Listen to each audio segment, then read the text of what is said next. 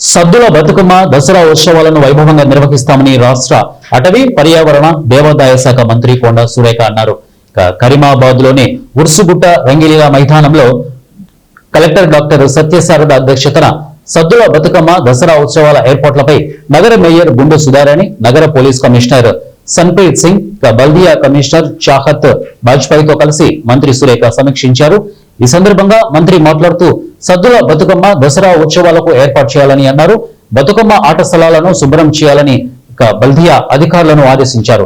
Dasara committee విజ్ఞప్తి మేరకు రంగలీల మైదానంలో మైసూరును తలపించేలా దసరాకు అన్ని ఏర్పాట్లు చేయాలని సూచించారు.